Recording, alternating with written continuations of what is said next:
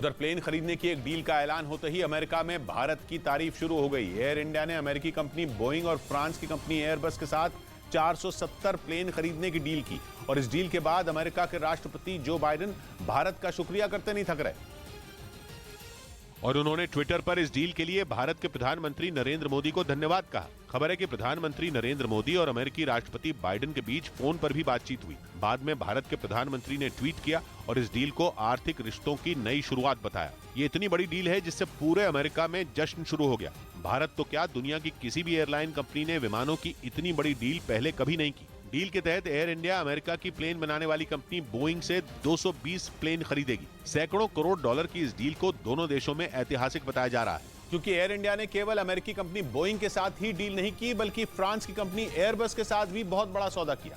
दोनों के साथ कुल मिलाकर 8,200 करोड़ डॉलर की डील हुई।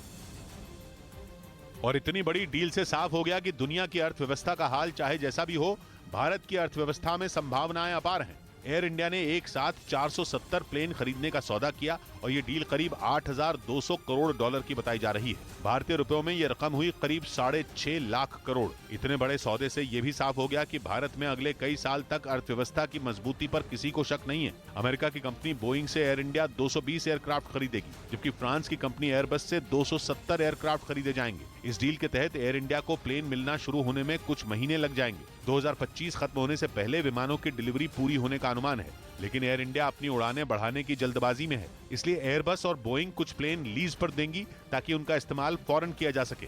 लेकिन इस डील ने एक बार फिर साबित कर दिया कि भारत की अर्थव्यवस्था इतनी बड़ी है कि उसकी अनदेखी करना किसी के लिए भी मुमकिन नहीं है। अमेरिका के लिए इस डील की अहमियत भारत से भी ज्यादा है, क्योंकि अमेरिका के लिए ये डील अर्थव्यवस्था को पटरी पर लाने का बड़ा मौका बन सकती है। अमेरिका को लंबे वक्त से मैन्युफैक्चरिंग का कोई बड़ा काम नहीं मिला था। खासतौर पर यूक्रेन जंग की वजह से अमेरिका की अर्थव्यवस्था मंदी की तरफ बढ़ती हुई दिख रही थी, लेकिन दावा है कि इस डील के जरिए अमेरिका में 10 लाख नए रोजगार के मौके बन सकेंगे और नौकरियों के ये मौके अमेरिका के 44 राज्यों में बनेंगे।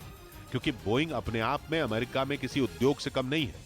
बोइंग के लिए पुर्जे बनाने वाली अमेरिका में सैकड़ों कंपनियां हैं। इसलिए इस डील की खबर ने अमेरिका के शेयर बाजार को पंख लगा दिए। सबसे तगड़ी छलांग वहां बोइंग कंपनी के शेयरों ने लगाई। दूसरी तरफ फ्रांस का भी हाल कुछ अलग नहीं है। जंग छिड़ने के बाद से ही यूरोप में ऑटोमोबाइल और एविएशन उद्योग ठंडा पड़ा है, लेकिन इस ऐतिहासिक डील से पूरे यूरोप के एविएशन उद्योग को धक्का लग सकता है।